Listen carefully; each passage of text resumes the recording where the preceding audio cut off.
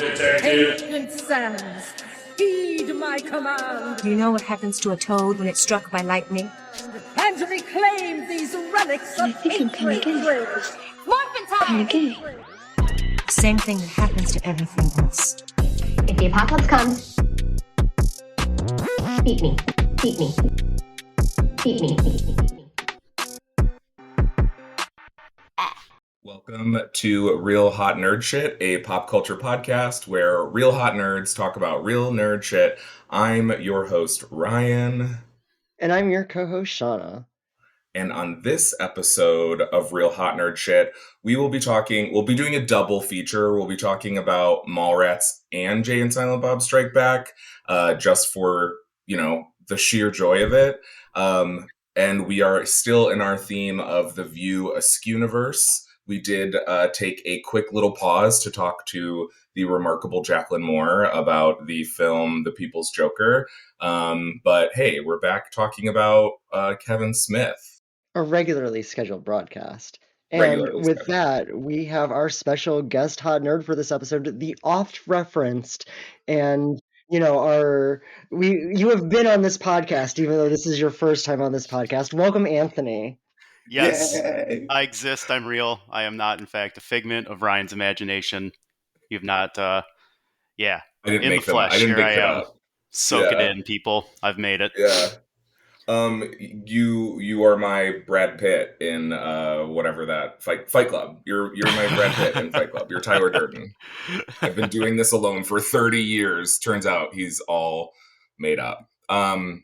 So yeah, we have my OG nerd friend here, who I have talked about in nearly every single episode, because we have been friends for I think we're just rounding up to 30 years at this point. Like, it's probably like 28 in reality or something, but we'll say 30 years. And we have been through every weird iteration of general interests. So I know I could name the things that you are particularly nerdy about, but Anthony, we asked this question of our guests.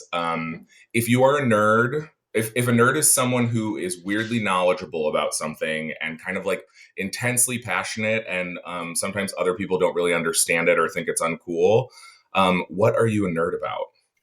Ooh, yeah. Top of the list. Absolutely, like, big starred, italicized, underlined gamer, like, Yeah. ever since a very young age. Like, earliest memories playing track and field and duck hunt on the Nintendo in the basement with my brother and his like the neighborhood kids. Like, oh yeah. So like, then EverQuest. Oh dear God, yeah. Middle school got absolutely just helplessly addicted to EverQuest. Ryan probably was like the only friend I had left at some point, because people would come over and I would just play EverQuest the whole time. And I'd be like, "Oh, sick! Can we make new characters so I can pick out their outfits, please?" Yes, exactly. So that has been certainly lifelong nerddom of mine. I also very passionate about science, biologist, and engineer by trade, a little bit of both, but genetics, like, always been my jam. Cell biology, gene regulation, holy shit, like, talk about it for hours. It's my favorite. So yeah, fairly nerdy, but that's my kind of like intellectual jam, if you will. Yeah. And furthermore, I'd say music is something like, I'm not like, oh, yeah, actually, like, you should like this album by this band for blah blah blah because they had like not like that. But I'd say my musical taste is fairly nerdy these days.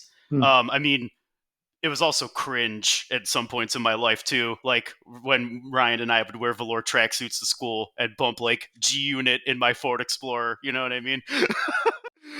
So there was like some cringe there as well. Absolutely owning it. But no, these days, like, my favorite bands are like prog metal, and I love listening to shit that I cannot like how did he just do that? Especially with drummers, because I am like a casual hobbyist drummer. Yeah, self-taught.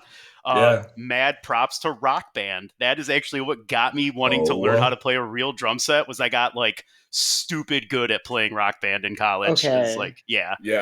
Shauna, add it to the fucking list. Are you kidding me? We were just talking about how oh my God. Shauna was a rock band girl, but I was a Guitar Hero. Like, I kind of peaked at Guitar Hero. I was like, this was fun. No thanks.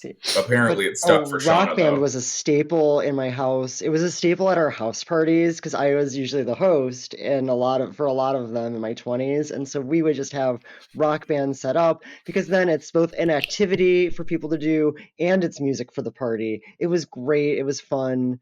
It was so accessible to everybody because there's something to do for, some people just want to sing. Some people just want to sit there and do their little drum thing. But it was, oh my gosh. I think one of my biggest, like, when I think of my video game accomplishments in my life, beating Rock Band 1's endless set list on Expert is absolutely one of them. Flex. Yeah. So it was there you go. Beating that on guitar. That was because the hardest song was that country song that was like green grass and high tides. Yes. Oh my God. Oh my God.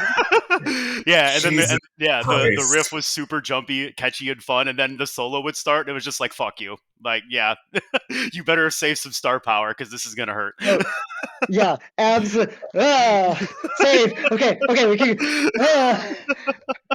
I'm sorry. Absolutely. The list of reasons why I'm so grateful that I finally put two and two together that the two of you should be friends, because the list of similarities just continues to go on and on. You both have one of the other things that I would say you are kind of nerdy about. You are a sports nerd. Like, you're not like a betting sports nerd, but you have played sports your whole life. You are emphatic about sports. You have typically been my sportsiest friends, but now I got a lot of lesbians, so they win hands down. But you were my first. Especially some of our folks. Yeah, Shauna, sorry. Oh no, I just think it's funny that like when you mentioned like not being betting, even though you're like, oh yeah, I love math and like sciencey, and you're like, yeah, you know what though? Even you're like, I'm gonna stay away from this. This is maybe that's probably the smart like thing in the grand scheme of it all. True. Yeah, I know myself too well that I would be donating a lot of money if I decided to go embark on that endeavor. So like casual fantasy football leagues, absolutely. Like all about talking shit and playing fantasy football. But yeah, the like the FanDuel thing. That stresses me out. Not for I'm me. so sorry. No. Okay. I can't. Did you ever watch Idiocracy? I've seen it, but oh man, I probably greened out during it. So like, I know like the things that are memes still, you know what I mean? Yeah, well, it feels like every day we get closer and closer to like just fully living in like, giant trash piles like in Idiocracy. And like, I think about just like the overwhelming amount of pressure to participate. Like, that advertising for FanDuel and online sports betting is so fucking intense. Like, I am thankfully old enough to be, that was never something I was interested in, and it's never going to become something that I am interested in. But there's a lot of people who have access to gambling now who might not have had that access before, and it's just terrifying. Like how am I supposed to raise my children to enjoy sports when from their childhood that is just shoved in their face as like an integral part of the experience? Like, how could you possibly I hadn't sit even thought of that. and enjoy watching this Cavaliers game if you're not betting on the second half over, or like Darius Garland's rebounds? You know what I mean? Like it actually legitimately like makes me enjoy watching professional sports less. Yeah. For sure. It's advertising on fucking steroids. Like, it's advertising is one thing, but like advertising that, to your point, has now sort of it pulls focus from the actual game itself and makes it something that you are like, you're really missing out if you don't fucking take this free $50 before we turn around and take, $5,000 from you. FanDuel owns the goddamn regional basketball networks that broadcast the games locally. It's the FanDuel Sports Network. Like, find me a garbage bag that I can go vomit in. It is fresh hell. But literally we could probably tangent and do an entire separate podcast about Yes. the horrors of sports gambling. But yes. yeah, I would say like for sports, my nerddom, because I am very much like I love watching X's and O's. I love watching all 22 football. My YouTube algorithm is just lousy with pickleball videos. Like, hit your third shot drops here. You don't want to hit them here. Like positioning, all that shit, all about it. But I was a goalie my entire life, so like I think it's informed. Like being a hockey goalie, you're the only person who sees all 10 people. And I'm out there directing traffic because I'm the only person who can see everything. So I have to be constantly doing the math of like, where's this guy? Where's the weak side winger? Did he crash? Is the weak side defenseman pinching? Is he in the slot? Like, where I got to know. And if my defensemen don't know, then I have to go like, hey, get the fuck out there. Like, don't let that happen. So I think you want to know it's how just been that's my ingrained in best me. friend? how I know that's my best friend, because I was just sitting here staring at you like so endearingly, because I do, this has been my life for 30 years, as being like, I have no idea what you're talking about, but you're so passionate about it. Thank you. Keep going. Yes. I will lose focus in a little bit, but really, like, I've said it before on the podcast, like most of my exposure to sports was because of Anthony and his family, and like his brother and his dad are also his whole family is all extremely sportsy. But like, his dad helped me with baseball when we were both playing like Little League together. And just, I'm one of the very lucky kids who grew up down the street from their best friend. And then like, I rode on his athletic coattails for our entire adolescence until I could find my thing. And then once I started doing my thing, he started doing it too. This bitch joined theater in 10th grade because he's got a great voice for fucking theater and, is a boy with a pulse. So the directors were like, please, please, please, please. Yeah, so not a theater nerd like me, but it's in his roots. He knows the weird shit about theater nerds because he was backstage all the time. Been there, done that. Absolutely. Yeah.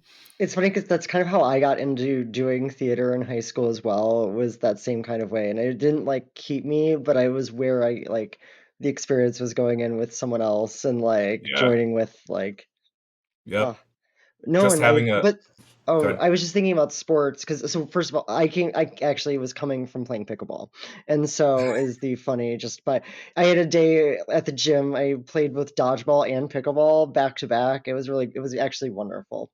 But I was thinking about this in terms of like thinking back historically, with knowing I was going to be talking to you two, how you and I think you and I, Ryan, both come from a similar growing up, not necessarily being seen as athletic, being seen as someone who's good at sports, whose interest is sports. And, that is where we just differ because I've always been interested. Like, I was the kid in fourth grade who was taking the newspaper on Monday mornings, the sports section, and running a fantasy football league by hand for like 4 or 5 classmates. Like, that was where I was. And so that kind of nerdy, like, I so appreciate that. But then I was also like never actually treated really as being this like as sportsy as I've always been. And only until like now, like when I was saying, like I mentioned to a friend today, I was like, yeah, when my dad was talking about my athletic ability, I think his comment was, well, it's a good thing that I'm good at school. Like, so that was how I was always like seen from that perspective. And now like I'm like, oh, that's not at all like what my friends would think of me or what the people who know me in my actual life or think. And that what if and the influence of I was the exact opposite. Yeah, I had all of the expectations. Everyone expected me to be a great athlete. I've been tall my entire life. Like I was always, tallest kid in even our like elementary school classes. And I have really long arms and really long legs. So like I should in theory be good at sports, but like the socialness of it all, obviously I've talked about it a million times, and finding the right kind of team, which also, speaking of, another thing that I brought my best friend into was he played on Stonewall kickball for the first time. And it healed a little part of me that I don't think I knew I needed healed, to like play on a sports team with my childhood best friend and do like really, really well together. We did also both suffer an injury because I sprained my ankle and he pulled some muscle one day. Yep, But quad pull. Yeah, that was Yep. a It's like this. pickleball kickball back to back that did me dirty. I tweaked it, played pickleball in the morning, and I was like, fuck it, I'll be fine. And the first kick, I just felt it rip like from right above my knee to like halfway. I was like, oh no, Anthony, you idiot. So I put myself on the IR for a couple weeks, but all good. You know, the joy could go on forever about all the reasons that I'm so stoked to have Anthony here, but there were some things that we felt like we should catch up about, you know, our normal sort of general banter thing. First and foremost, can Shauna I cut and you I out for a second, Ryan, yes, to ask please. a very important question to Shauna, and you guys can edit this out if you want to. But Shauna, where do you play pickleball on Sundays, and when are we playing? Because Sundays is pickleball day for your boy.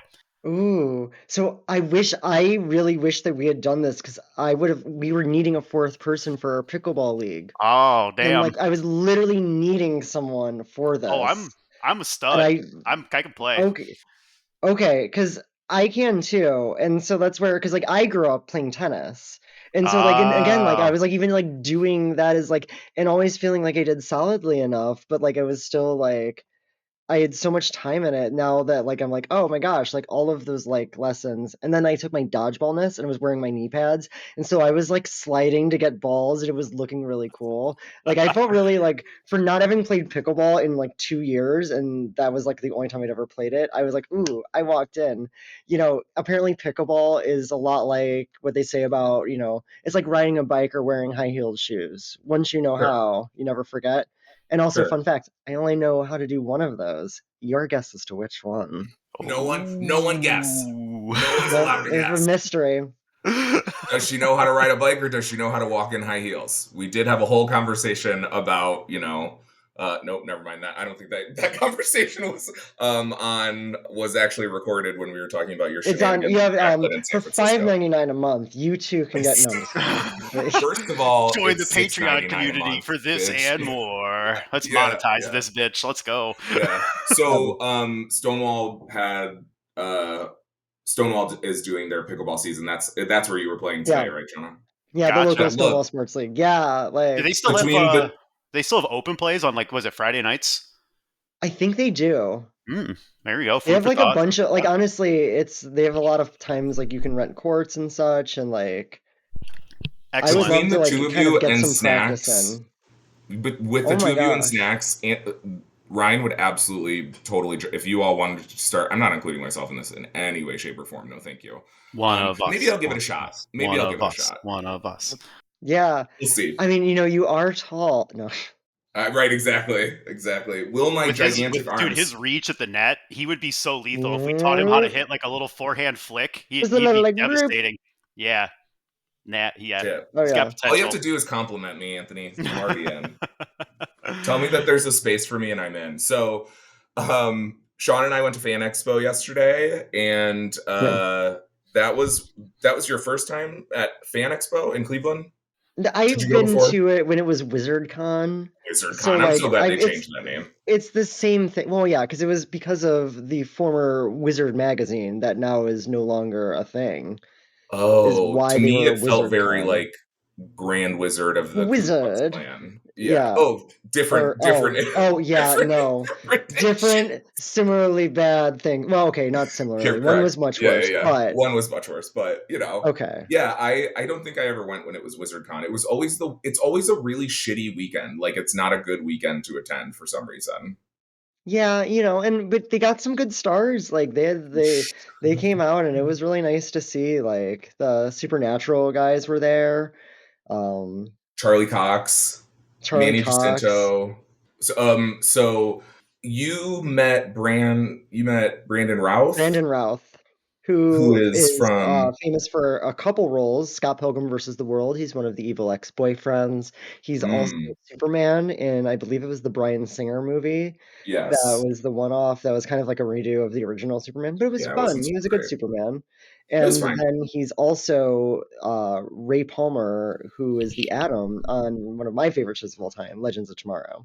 And so I, of Yes. course, had to show up wearing my I have a shirt that looks like an Adidas shirt, but it says Avalanche instead of Adidas. Avalanche being the like main like ship in the show, and so Anthony, that was so funny.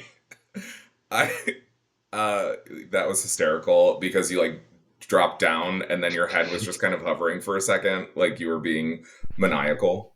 Oh yeah, no, I was standing at my standing desk, and now I would like to get cozy, so I'm getting Yeah, cozy. good But yeah, no, choice. my head vanished, and then it like elevated back into the frame very, very Rip. slowly. Yeah, I thought you were that's doing a gold bit. for the that's gold for the social medias right there. My dumb It bald ass truly head just is. like.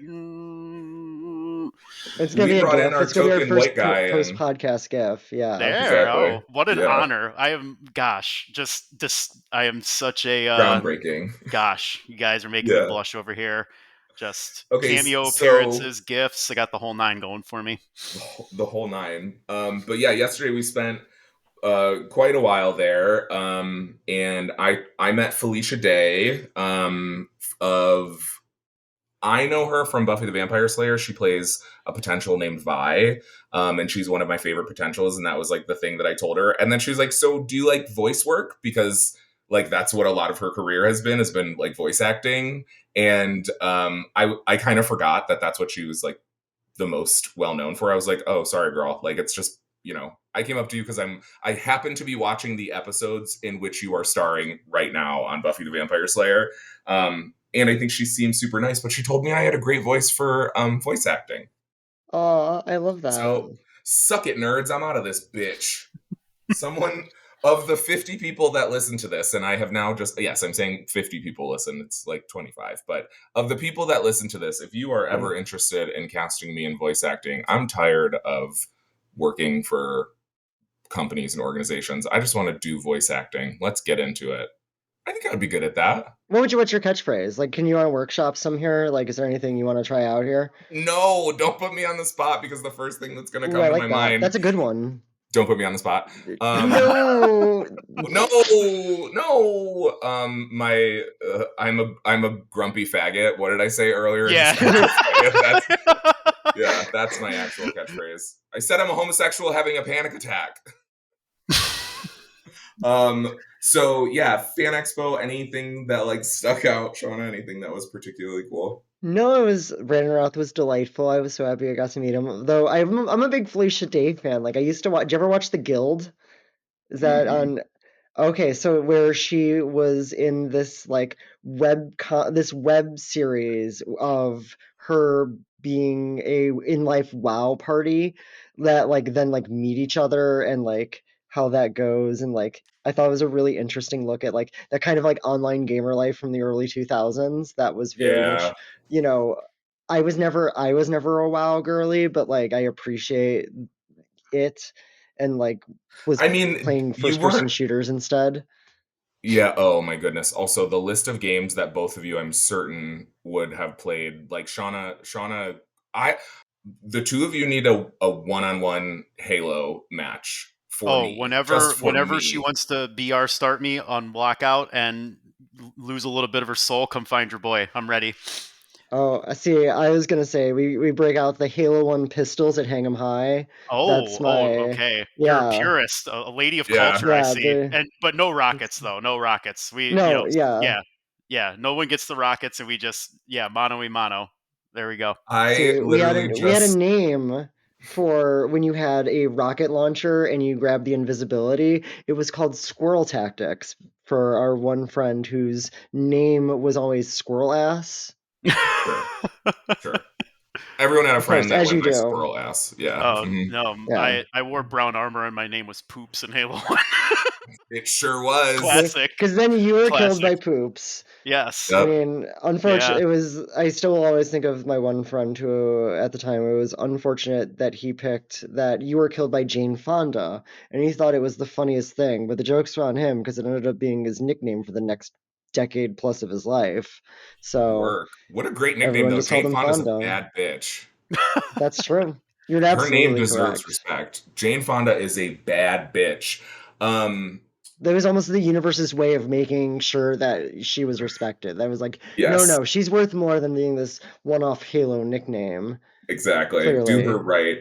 Um, the what was the show that we watched, Anthony? Was it Red versus Blue? Yes. Yes. Did you watch that, Shauna? Oh, absolutely. I watched it, and actually, one of the funniest, like, for being like a closeted trans woman. So at one point, their local comic book store owner, which is where we all hung out and played, and he was our friend. He went and he got the group of us all red versus blue shirts with the different characters on it, and the one he gave me was Tex, who was the one who wore Yep. black armor and was actually a girl. And because the Oh joke was, haha, you're both really good at Halo, but you're a girl, was like what he was trying to do. But haha, I'm really a girl. You're right. Nailed it. The joke Broken is on clock him right again. twice a day right here. Good for right. you. Exactly. And don't forget it. I forgot about that. Like, Tex, the character that ended up being a girl. mm-hmm. Yeah. Because I was I really good totally at remember it. Right. Yeah. that. Her voice changer shorts That's out, but the yeah, she like kicks everybody's ass, and she's like the only one who's like actually competent in the entire cast. Surprise. And Surprise. Sheila's the best waifu. My word. The only reason I thought of it was because you two were talking about Halo, and because, not to continuously reference, this trip that we went on 20 years ago, but I remember watching Red versus Blue on my portable DVD player in the back of your parents' car driving to Yep. Virginia Beach. Yep. My word. How did we pass that time? We were so fucking bored. We didn't know any So better. bored. We had a fucking portable DVD player. We were basically, that That's was Teenagers. pretty good. peak technology, and True. and now we are old, and I am And now we are bald, old. and here Um, we are still the- gaming and and going on trips together. So some things never yeah. change. The other thing that we want to talk about, Daredevil Born Again, is up and Born running. And again. Born Again. Shauna, you are the Daredevil expert betwixt us. What's your take on Daredevil so far? I've been loving it. Honestly, it's been so good. I love the interplay, the similarities and the parallels in the journey of Wilson Fisk and Matt Murdock as they both grapple with no longer being Kingpin and Daredevil. Mm, And I think that's such an interesting journey that they're having. I love that they didn't fridge Karen Page, which I was really worried about, and I'm still not entirely out of the woods on that one. I feel like I could absolutely see that being a like, oh, that's what actually happens. Like, I don't know how yeah. spoiler heavy we want to go in, but like I feel Yeah, I like, mean, we can just make sure that we add a spoiler. yeah, This is because this your isn't a formal spoiler. This is spoiler just my warning? pure supposition, just knowing that there's a famous, very, again, bringing it actually back to our topic of today, there's a very Right, famous Daredevil story where Bullseye kills Karen Page. right. And it's and it's written by Kevin Smith. And it's Oh, called shit. How Guardian funny is Devil. that? How Yeah. funny is that? And it's so pretty because it's drawn by Brian Michael Bendis, and I really like his Hmm. art style. That kind of like Same. really like cartoon. And so yeah, so written by Kevin Smith, drawn by Brian Michael Bendis. One of my favorite. It's such a good Daredevil story. I like it's a great trade paperback if you ever want to pick it up, in my opinion. Yes. But Okay, really quickly, since this is also a intersection of social justice and pop culture, what is fridging, Shauna? You mentioned that. What does it mean to fridge a oh, character? of course. So fridging is a term that is coined by comic book writer Gail Simone, which refers to the common practice of killing off a female character for the sole purpose of advancing a male character in her life's story. Most famously done to the girlfriend of Green Lantern Kyle Rayner, where he literally found his girlfriend in the refrigerator. Hmm. Fun fact, fun, not maybe not so fun fact, but Mhm. yeah, it is an extremely common trope that we see in most of our favorite forms of media. And it's not as prevalent as it's been historic as it was because Mhm. people like Gail Simone brought attention to it, and I thought and really moved the conversation forward 20 years ago and to where it is now not as common, but still a very thing that happens for better or worse. And it's just going to be like, oh, how do we get to the hero? Well, we hurt someone Right. in his life, and Right. again. And it's like it's a trope because it's a tactic that works, and it is unfortunately historically was like, okay, well, oh great, we have a woman, we have a character in the forefront that's a woman, only for her to then be killed and used as motivation. But at the end of the day, like Shauna said, there's still a like specific tactic that's behind it. So here and now, looking at the type of media we have access to, it is a little bit easier to see characters die and not just be like, okay, well, Karen Page also was on the entirety of the original run of Daredevil on Netflix. So like killing her off, if they do kill her off, it's not like she didn't have a really interesting story. She wasn't a full character. Like she had a lot of really cool shit that she did in her run. So I don't want her to die, but it would make sense if that was the final motivating factor,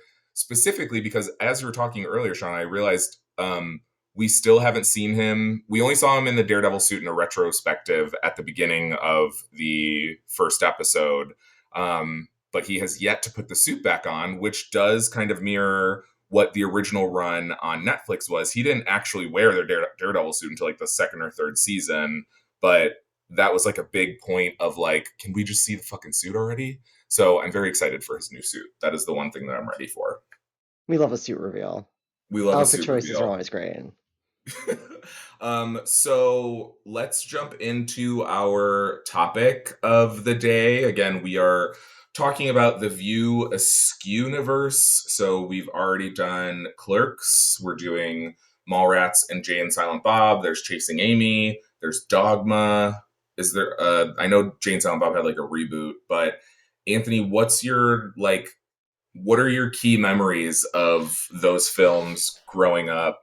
Um, what do you associate them with? How did you get hip to them?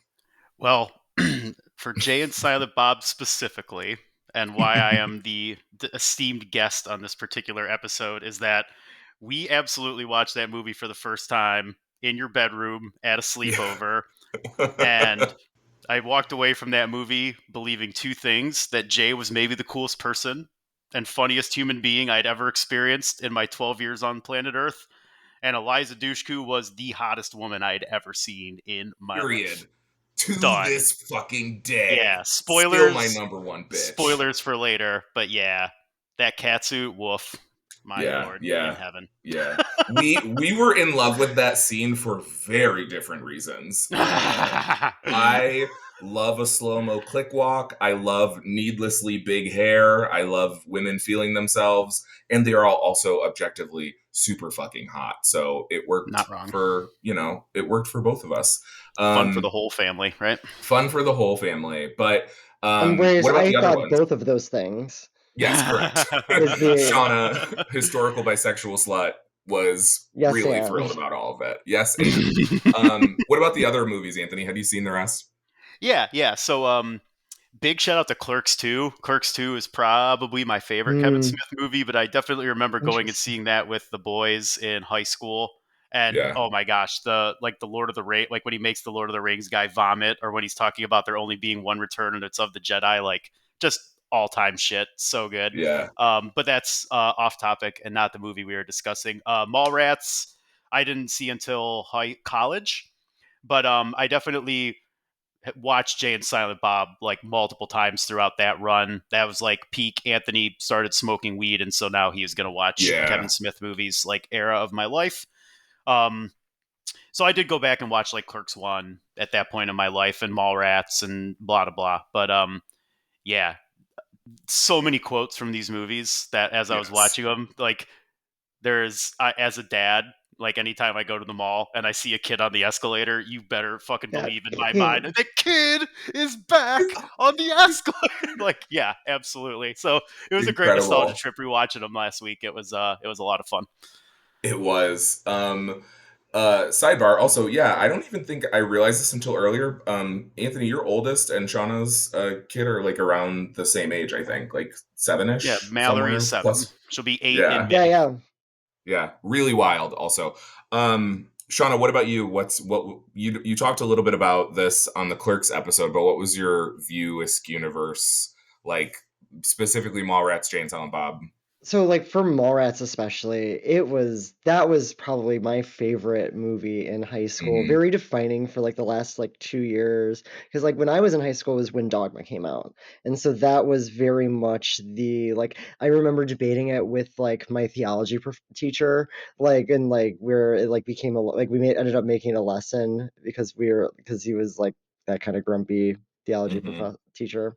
But for Mallrats, my gosh, like going to the mall was like such a like activity for me. It was very relatable. The comic book nerdiness, the discussions that they had with each other were so like, oh, it was so good.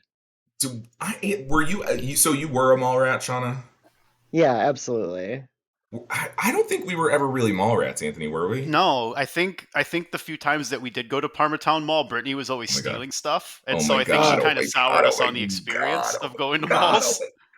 See, whereas when they built South Park Mall, but right no, by we were me, we were like hanging out, riding bikes around the neighborhood, sleepovers, playing video games, ordering pizzas, like renting movies from Blockbuster. When we hung out, we didn't like go to the mall to hang out because we lived 2 minutes away from each other. Like we could just walk to each other's houses or ride our bikes over. So we never had to like meet at a second location to hang, because we always just hung kind of around the neighborhood, right?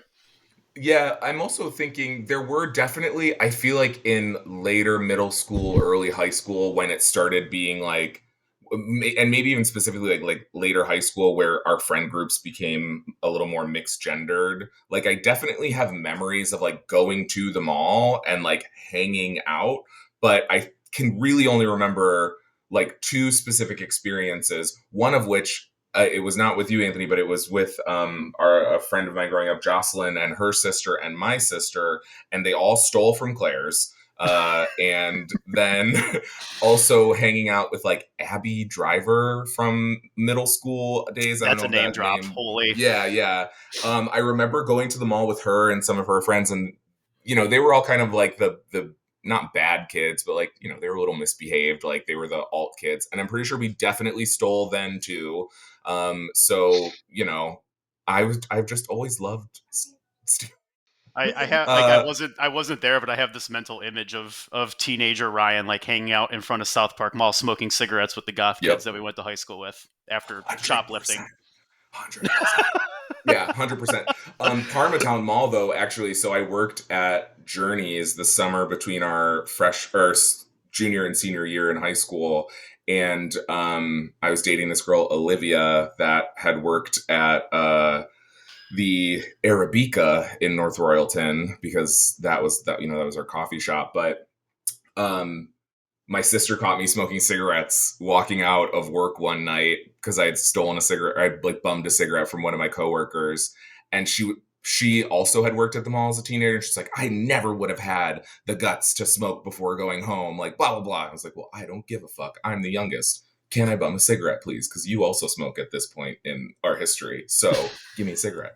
But yeah, I never I went to the mall today, and I did see some kids like running around, but they have other stuff to do, I guess, like be on their phones. I think it's not that they have other stuff to do. I think it's the elimination of third spaces generally in our society. I think they've been absolutely discouraged from being at malls, that being a mall rat isn't really a thing because they don't want you there. They want you to get in and get out, which is part of the reason why then people just aren't getting into malls anymore. Let's be honest. Because malls are a dying, like, Parmatown doesn't exist, and South Park and Great Northern are both shells of themselves. Oh yeah, Let's be the honest. shops now at South Park are tragic. Yeah. Really? yeah, they I have to haven't been to change. that They're mall having in to so rechange long. their zoning to make it so that you can have things that aren't just retail there because they need to do something to get people there because there just isn't enough reason with stores. When that South Park Mall went up in whatever year it went up, that you would have thought like every person in the suburbs was given like a golden ticket to the Wonka factory. Like it was so I just remember being like, holy shit, this place is huge because Parmatown was, vast, but it was not 2 stories. South Park was 2 fucking stories. And then like the department stores had more than 2 stores. Like it was the shit. And then they got a movie theater towards the end of high school. It's a good thing we Remember the were out of our Smithsonian mall days. store? Are you sure you don't mean the science store? Yeah, The yeah, yeah, yeah. The I didn't know it had a name. It was just the it science was like the store to me. WVIZ store, I think actually is what it Yes. was. That's what it Yes. Yes, was. at Great Northern. Yeah, or no, at South. I think it was at South Park. There was Oh, I don't one. remember that. There was one at. There was I think the Smithsonian was at Great Northern, but South Park had that WVIZ store that I just remember was like the coolest place in the world I because there do was the remember rainforest those. store. Oh my Yeah. gosh, malls used to be great. Malls Wait, used to be let's. great. I hate that we can't even say shit like that. I was like, oh man, what a terrible adjective. Things shouldn't be great again. Let's No, you keep them make in the malls great past. again. That's Yeah, why I we was like, gotta no, kind of I can't foster fucking say that. that shit. Fuck that. Yeah. Like, damn it. Bring back malls. Bring back my malls. So Mall madness. as we continue talking about malls, let's jump into the first part of Yeah, our wait. uh Edentown Prairie or Midlow Park? oh, I don't remember. Those both sound so familiar. What the fuck? What Those are the are two those? malls in Mallrats. Edentown Prairie being the main mall, and Midlow Park Yes. being the dirt mall. The Dirt The Mall, flea right. market. Yes, Yes, there were so many things. I as they forgot about as they that called it. whole fucking section of the movie. Like I With remembered the the beginning half, and yes, Ivana the topless fortune teller. Yeah, that Like was. I I saw the could not remember sign. that either. Yeah, it's I funny. was like, "Whoa, wow!" So Shauna, tell us about the basics of Mallrats. well, so the basis of Mallrats is where this transsexual. Oh wait, I'm sorry. His name's just TS. Right, My exactly. bad. It's just I TS. got It doesn't confused. stand for transsexual, but it Oh, okay. is TS, and it's not That's Elliot. actually the sequel to Mallrats that they never came out with, unfortunately. Yeah, Really, unfortunately. this left on the table there. But Yeah. anyways, so T.S. Quint is dating Brandy Svenning, whose father is running a game show and also is a future guardian of the galaxy. And so they, the dad's but what's Yondu? Yandu. Totally. He sure the fuck is. Holy shit. He's Yondu. Yeah. Yeah, Yondu is the father that you get to see Wow. fucking butt ass naked. And Oh, so again, had my attention right away. I was like, dude butts in. Continue. yeah, you Sorry. got to see Yondu's ass. Like, anyways, so other Reaver ass aside, we then go. This daughter now has to be on his game show. That's this dating show at the mall, and they get in a fight as young college age or just post college aged kids do. Yeah, I think they're all like 21, like 20, 21 20 is what I something. kind of Yeah. got the impression. Yeah, like And in so college or in but yeah, or should have been, but they dropped out Yeah. or something. Like exactly. it felt that kind of. And Yeah. so now they end up breaking up, and sure enough, then Brody Bruce, played by Jason Lee, and his girlfriend, played by Shannon Doherty, whose name is oh gosh, what is her name? Everyone know her name's Renee. Renee, yeah. Renee. Yeah. Thank you. Yeah. Everyone Shannon Doherty is my fucking bitch, man. I love Shannon She's Doherty great. so fucking much, man. That monologue when she R.I.P. gives when she dumps Brody, throwing Yeah. fucking 100 because I actually made a Yeah. note that the acting in the T.S. Brady scene was like, oh no, how long is this Yeah. movie? This is rough. But then that happens, I'm like, oh, Shannon Doherty, let's fucking go. Like we got some Yeah. actors. Here we Yeah, go. yeah. The Masterclass, person truly. that charts the plane's flight path. Yeah. I did also notice that Shannon Doherty got top billing in the cast at the end. She was the first on the Yeah, that is credits, an so interesting like deserved. deserved. But yeah, so then her, stoner, lazy, lives in his mom's basement, like, and she has to sneak in, like, Brody, they break up as well. And so now our two protagonists are girlfriendless and are now spending the day at the mall, as you do. Because what else would you do? So let's start there. Let's pause there and talk about what we've seen so far. First and foremost, I wouldn't sleep in that bed either, Jason Lee, you fucking prick. That is a child's twin size bed. Grow up. I would have left his ass the first time I went there and he was like, "This is my bed." I would have said, I "I'm think gone." there's no sneaking in a second time through that window. Correct. That is a one time, okay, now we've got to meet, or this is not okay. And Yeah. maybe again, I'm just a little sensitive to being someone's secret. So I have like, I'm not gonna fuck with that. Like that's not absolutely not. Like, get out of here. Yeah. I mean, all I'm saying is that with the very little that Brody had going for him, the dick had to have just been exceptional, that she kept climbing back into his mom's basement for his shitty twin bed. I mean, there's something there, right? Well, you know what? I don't know, because she also comments a on it later. She said when a girl says it's a good size, she definitely, I mean, I guess a good size and it being good dick are completely unrelated to each other. Yeah. It's a nice way of saying it's small. Yeah, I don't think that it's the dick. Maybe it's the dick. Maybe it's the dick. He's carrying a combination of self-loathing and know dick, that like 70-30 self-loathing and dick. Yeah. The dick wasn't that great, but she didn't like herself enough. When he's on, he is very on. He's very charismatic. He's very charming. True. But unfortunately, it's hard to maintain that sometimes when you don't have anything else, and so it's not enough. But that is why. But Hartford, the Whale, they only beat Vancouver like once or twice in a lifetime. He is correct about that. Like, it's a great, so fucking. Yes. The writing in this is really verbose, but really good. And I think I said that about Clerks too. Like they figured it out once they got to like there was a noticeable difference between Jane, Silent Bob and Mallrats, but like no one. The way that they talk just feels like a really funny writer gave them really good lines, but it always felt like they were kind of didn't feel like it.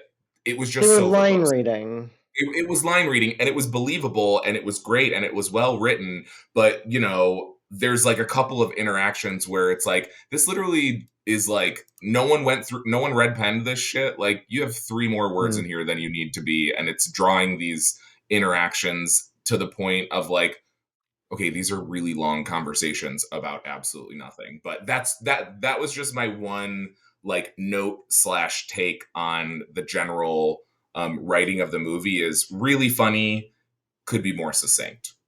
But how else am I supposed to get the cat out? Right.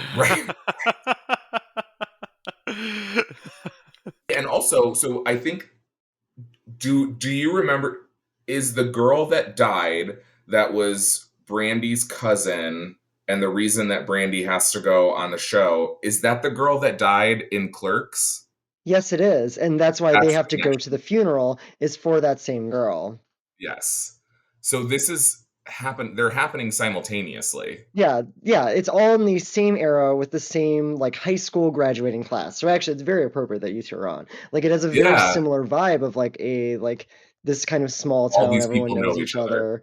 Yeah, absolutely. Like, and you see that in the next movie too, which by the way, I was thinking, I think the dialogue doesn't get any less verbose as much as the actors when it's because Ben Affleck is is capable of good acting, and and I love Joey Lauren Adams, and I think Jason Lee even does a great job too. Like, but giving the better actors those kinds of lines, they're able to do a little more with it. There was definitely a noticeable improvement between Mallrats and Jane Silent Bob with Jason Lee's acting, because if you notice, Jason Lee's acting was just, he got louder. Like that, every line read was just like regular volume, intensified volume, super loud volume, and that's where the punchline is almost always buried. So like sometimes I was like, is he funny or is he loud? which I've gotten in many arguments with comic book nerds that follow that same pattern. So actually, that's just true to form. I think that was just sure, really the that was good nature casting. of, Yeah. yeah, that was actually just playing the part. That was Yep. acting. Okay, got it. Good call. Good call. The other thing before we actually enter into the mall, did you peep some of the names of those stores? By the I way, wrote Oh down yeah, Rug Munchers. absolutely. yes. Rug Munchers. Oh, I didn't write down any of the names. I just write LOL the store names. One of them was fuck, Popular Girl, and it's just like a girl in a bra and a skirt, and she's like, oh, she literally looks like a full blow up doll. But that store was called Popular Girl. Fashionable male, aka Express. Like, Yes, fashionable male. What a wild time! What a wild time! Okay, take us into the mall. Let's tell what happens okay. next. Well, they of course meet everyone's favorite Jay and Silent Bob, who are in, I think, really great form. They are Yes, given just free reign for hijinks and shenanigans. They're yes, trying to break up this game show that's being filmed at their beloved mall, taking up all of this space, construction. It's a real problem. And so now they're on a mission, except there's the security guard, LaFours. Wait, you know LaFour? You know who LaFours is, right? is he? He looked They very don't know familiar. LaFours is. Oh, Yeah. shut up, Sean! Damn it! Who is the actor that played the Fours? Oh, I have no idea. I'm just going to keep making Mallrats quotes. Yeah, no, keep it That's up. You're doing great. that's where I'm at. Uh huh. So But we yeah, meet Jane and Silent so Bob. so we meet Jay and Silent Bob, and you get an imitation of Wolverine's Berserker rage, which I think is a great like schnickety schnickety shot. Like, and I just so good at making it seem so like they're so in the culture, like so Yeah. very much Yes, like written by nerds, and I love all of these like pieces that go into it. And then you find out that Stan Lee's even going to be at this mall, which is, I think, a great cameo. agreed. Oh, What? I did. it's I was First, tickled. I was tickled by the reference to Silent Bob's mechanical genius is that he turned his mom's vibrator into a CD player for the science fair. It was just like a throwaway line that Jay said while they were good, but I just I had to like pause it because I was laughing so hard. I was like, he did what now? I really cannot. I have to like. You have to wonder how many of the lines, specifically between Jay and Silent Bob, or like the lines that Jay is delivering in those, are like ad libbed, because the way that he like throws away some of the funniest lines is clearly intentional, but it's like it feels like they did that take 4 or 5 times to see which one was the funniest, and like it's like that's the one that they landed on, because Jason Mewes just has impeccable comedic timing. He's so fucking funny. They are, for just being like stonery nerd white boy characters, they are probably two of my favorite characters in, like fiction intellectual property. I just have always loved Jay and Silent Bob. I agree. Like there's just like an affability to them, a like even when they're being really crude, like I think you see them like they were like a little rude in Clerks, but I think that kind of grows Yeah, past that like into a different kind of like ways, like and which I think is a really great evolution of the characters. And oh, you're agreed. absolutely right. Like just such a great pop culture moment of the late 90s, early 2000s. Yeah. Yep, There Oh, is a wholesome person underneath that just like several inches thick layer of sleaze that just yeah, encompasses Jay at all times. But agreed. there's a And he's cutie in like there deep teachable. down. Yeah, he definitely he responds well when he's checked. Like he's not toxic in this, like, yeah, he might say some weird shit like in Jane Silent Bob, when him and Shannon Elizabeth are talking and he calls her a bitch like lovingly, and she's like, maybe because women don't like to be called bitches. He's like, they don't? Like literally, it's not that he's a bad guy, he's just fucking stupid, and women probably don't want to talk to him for very long, but a great then he lesson on bringing tried. people in. I think that's Yes, and yeah. that's a call in. That's a call in. What a great job, ally Shannon Elizabeth. Um, yeah, I rewatched the Jade Silent Bob intro in Mallrats because it was such a geekable moment, and I largely think they are why I loved Mallrats so much when I was younger. Like, the comedy is so funny. Watching Brody and TS, like, that part's funny, but like Shannon Doherty and Jay and Silent Bob, that's what I'm here for in Mallrats. My favorites, my absolute favorites. And that cover of Build Me Up Buttercup by the Goops. You are such a weirdo with these soundtracks. Like, I don't hear those things. I didn't. When that's did that the happen? scene when they are having sex in the elevator. It's the why don't you build me up? And it's that like Didn't even notice that's it. going on as they're like having it, and then it cuts to the outside where you see like Ben Affleck waiting. His character Shannon Hamilton, who likes to have sex in very uncomfortable places, like the back of a Volkswagen. What, like the back of a Volkswagen? Yeah. Yeah. Okay, so they enlist Jay and Silent Bob for help to try to break up this stage, and then they go off to get themselves a cookie from what used to be called the Great Cookie Company. Is that what it was in Parmatown? No, it was the original cookie. It was the original cookie something, I think. Company. I don't think it was a factory. It was a company. But those cookies were absolutely fantastic. Oh my gosh. The M&M ones. Yep. Yeah, take me back. They're not a part of the food court, though. No, they are not. No, we all They're agree autonomous that is eating stations for mid-mall snacking, like the Auntie Anne's at South Park. Yeah, no, correct. That is not a hot take. Brody, dead on accurate. He won that argument, You know hands what? down. And I like that all three of us committed that part to memory, because it's like, yeah, he's right. That's not the food court. Like, he is correct. Sometimes I need a mid-mall snack. Oh, Annie Ann's. There's that bitch. Let me go get a pretzel. Yeah. And he's probably also right that only someone like Wonder Woman has the ability to carry Superman's baby. I think that was also a W for Brody. I distinctly remember having a very similar conversation about Dragon Ball Z and Vegeta impregnating Bulma. Very similar, like very nerdy, like how does the biology of this transpire, like a human woman, the Prince of Saiyan's baby inside is very, very, so that particular conversation, like being like, actually, like we're gonna math this out, guys, like serious how does this work? Very serious. 100%.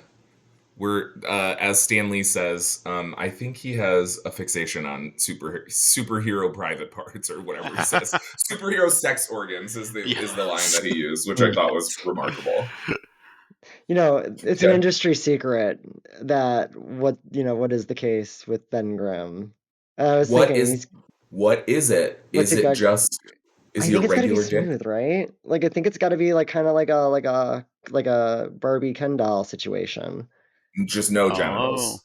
I don't think so. Like, where would like? Nah. I'm thinking like I think it's just like I thought he doesn't have a his nose. Dick was like a smooth rock. Like, no. Maybe it's the question. Is it an erogenous zone for him? I think is really the question, because I could see it kind of being like its own like inguinal canal kind of situation. Like maybe Jesus but I can't help but canal, Shauna. What? Yeah, there's just one particular rock down there that's the hot button, and if you find it, it's game on.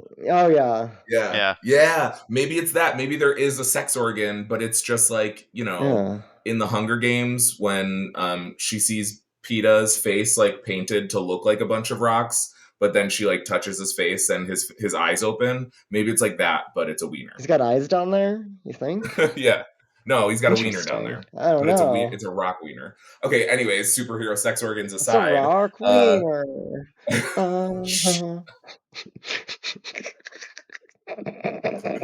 Okay, keep us moving along the plot. So they enlist Jay and Silent Bob. Well, then of course we can't forget them meeting the very not holds up underage sex book writer. Whoa. Okay, so now let's start with Trish the Dish. Let's just take a moment to talk about how fucking wild that. Nobody calls her that. Anthony, I know you said you took a bunch of notes. Did you have anything about Trish?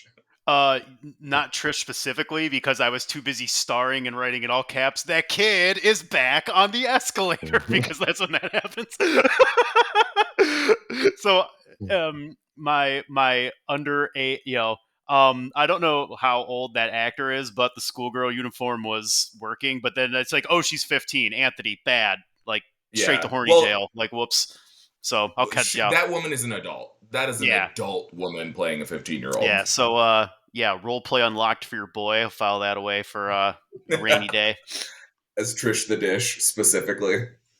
Yeah, something adjacent would certainly get the juices going, I suppose. But yeah, no, I definitely like I had already mentioned, that is like a quote from a movie that I routinely use in my existence, and so I got so geeked when it happened, and so I got sidetracked by that. I actually can think about you. I can hear you saying that in my voice, and I don't think I remember it being because from I will Mallrats. just say it at random fucking places where there's escalators that have kids on them. Like, even if the kids are being totally behaved, I just can't help myself. It's like I just have to say it. You have almost certainly. I am.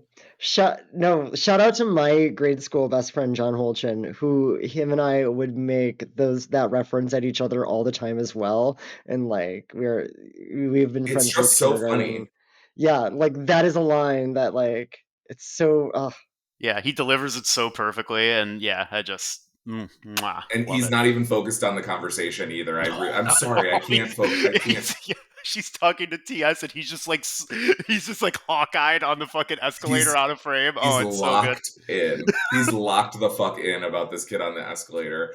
But okay, so I remember not really I don't know that I've watched Mallrats since I was, like a teenager, or like since I was younger. So I don't really remember being as like I kind of feel like I recall being confused by like everything she was saying, because it was supposed to sound super academic and the male libido and whatever.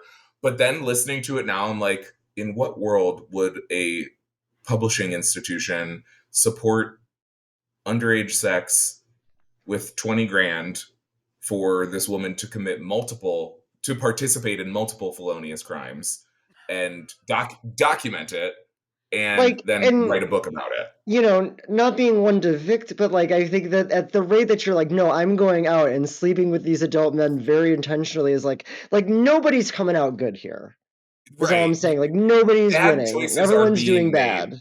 Correct. Everyone's making bad choices. But shit though, Please, whatever you were gonna say after that. I was gonna say this makes me think of, so I went out dancing last night, right? And it was at one point I had the realization that I haven't been single longer than some of the people there have been alive. Yeah. And that is weird. Mm-hmm. These are the realizations that we come to when we are 30 or 40 years old, right, Shauna? It's very true. Look, all I'm saying is you can't forget 9/11 if you weren't there to remember it in the first place. Correct. I remember my cousin, who was born in the year 2003, posting something on her Instagram on 9/11, like never forget. And I was like, you weren't alive to remember it. What do you mean never forget? That's okay. This is how you know it's brainwashy patriotism and not actual sentiment.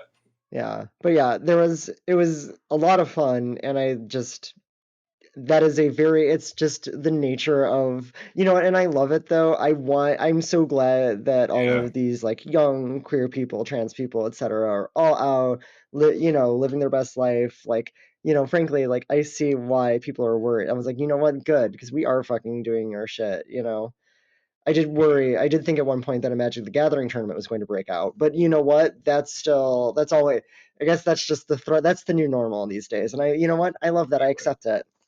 And you were actually worried because you didn't have your cards on you, not because you didn't want to see it. Look, I gave that life up long ago. Thank you very much. We all have our vices, and never will I ever have a Magic the Gathering collection. Did MTG stick for you, Anthony? I played it briefly, but no, I never collected cards of my own. Like I knew how to play the game, and I would occasionally play with a couple individual friends, and they'd be like, "Here, use this deck," and then I would just get absolutely shithoused by them because I was like, "Oh, I do this, what?" Wait. Tangentially related, I have taught Mallory how to play the Pokemon card game, and we have like decks and stuff, as you should, and we battle against each other. Yeah, and that I think is like our like future summer. Like we dabbled in it a bit about a year ago with ours, and I think it's like it was a little too much. Like it was like right on the edge where it was like all the math made sense, but I think it was like needed a little more reading, and so now I feel like it's going to really like blossom this summer. I'm excited for that. Yeah, it was But also, very have you guided played play. Balatro? Oh gosh, no. See, I'm scared to try it because I'm a huge Slay the that's Spire fan, fair. and so Balatro Oh my would god, I love Slay the absolutely Spire. It's the no. best. Stop See, being this so is relatable. I just got I love Slay the Spire. yes, my current romantic interest / girlfriend who is probably listening to this. Hi, Claire. I got her Hey. super addicted to Slay the Spire. So Oh, yeah, I love that. one of us. I'm spreading the Oh my addiction like any self-respecting indie gamer should. The game's so good. Have I played it? All right, so episode What? 112 of Real Hot Nerd Shit. We're just gonna put Ryan in the corner and we're gonna do 2 hours on Slay the Spire. Deal? Yeah. Precisely. It's card game. When you're really Card running games out is a of great. ideas. Actually, card games is a good. You joke, but card games is absolutely a good theme, and I could talk about. When we did For a our while. fantasy run, we toyed with the idea of recording a one shot or like is it called a one shot in D&D? Yeah. Yes, it is. Very good. Yeah, of us doing a one shot for D&D, and it's they can barely keep their campaign on track, so trying to throw another random one shot in there would have been a nightmare. Well, look, there's one person who's not great about checking his texts and responding to Say their them. name. Say their name. Charlie. It's Oh, I thought it was going to absolutely be me or Charlie. Mana. Okay, got it. No. Fucking It's Charlie. absolutely Charlie in our little D&D group who's very bad at times. And so we often wait for a group consensus of like, hey, are we playing this Sunday? And then one person will say something, and then we'll just wait for anyone else to say anything. But Right. often it's like because like there's one person who's going to throw the wrench in. Like we almost didn't get to record this today because I almost had to be playing D&D. But I am the wrench thrower in my D&D group. I Boo. hate to admit it. I'm that guy. But we are playing tonight, actually. Playing at see, 9. So yeah, that's. Too- But no, I So, tend to be the wrench thrower in my group. So I apologize. That's do you it's a play shitty thing to online do to or the like? homies. Yeah, we don't virtual tabletop. Yeah, so it's like we're in a Discord server, and then it's like it's a applet that you run on like a web page that has the map and the tokens and the rollings and all that good stuff. Sick. It works pretty well, honestly. Like, It you know does, what? great. Like, one of the, not a lot of positives coming out of that their pandemic, but one that was online gaming, a lot easier now. It's really, which is really nice. Which also, just real quick while we are on this mini tangent of gaming, Shauna kind of picked up the second half of influencing my gaming. Like Shauna and Ryan were like my older adult influences on gaming, whereas Anthony was my original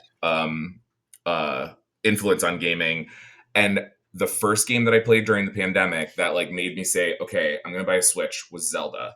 And I was so nervous to play because for my entire childhood, I would sit at sleepovers and watch Anthony play Zelda with glee. Like I never wanted to play, I just wanted to watch. But I would be like stressed out for him and like would be thinking in my head, like I really had to like let go of the idea that this game is like too hard for me because Anthony made it like look easy, but also I couldn't pick it up as easily if he were to hand me the controller, it would take a little bit longer for me to be able to like acclimate myself to it. So as an adult, I'm like, I don't know if I can play this game. Like this game was so fucking hard.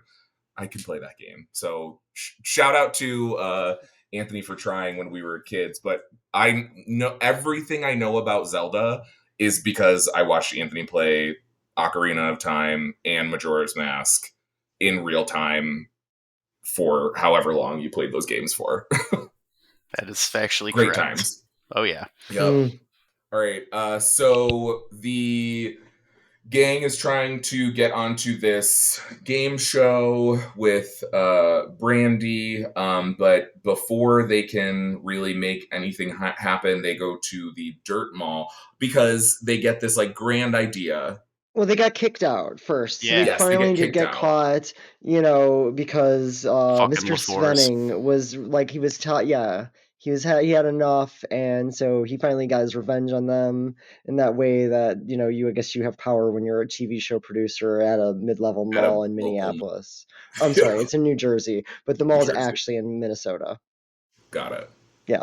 So they get kicked out and they go to the dirt mall to see Ivana, the fortune teller, The which we talked topless about, fortune teller. the topless fortune teller, which we talked about a little bit ago, but I completely forgot about that part of the movie, and it like triggered this part of my brain that I was like, I definitely jerked off to this as a teenager, 100%. Like I don't have a specific memory, but this feeling came back of being like, this was porn to me, 100%. Confusing porn, but it was porn because she was a topless storyteller who worked through her third nipple. That was her connection to, her powers or whatever. And of course we learned that it is not real.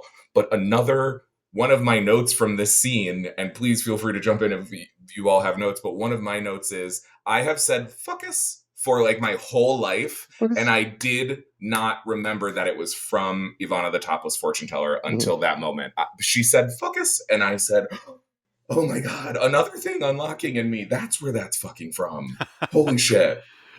I just had made note of how hilarious it is that Brody drags him in there, and then she tells him it's like $60 or whatever, and he's like, "Hey, dude, like you got like get your wallet." Like that's just such a bro move to like Yeah. be like. We all have that one guy friend who just he's sharking money from you constantly for dumb shit that is his idea. Like that tracks so hard. Exactly. That's eternal. It Like there's always gonna be that makes you guy. go.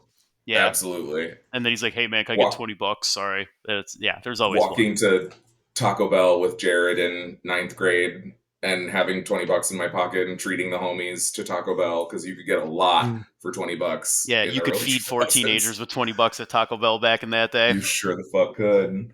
You sure the fuck could. Any Can't feed notes myself or now. thoughts on the dirt mall scene, Sean? Anything that stuck Well, out let's or see. that you're Because they remembering? have the great realization. I like the one of you suffers silently and one of you you like. I always thought that was such a great the parallels between them when they're both kind of very much in the same boat about their respective significant others. I always thought that was such a Yeah. good the way she kind of tied it all together. Really, it was a really nice especially after the real slapsticky chase scene that was before it. I think that it was such a good follow up, and I really appreciated as it moves the movie to its denouement as they then go and decide they have a plan to both wreck the stage, get revenge on Shannon Hamilton, who is the jerk who wanted to beat the shit out of Fucks people in them, uncomfortable places. and then fucks people in uncomfortable places.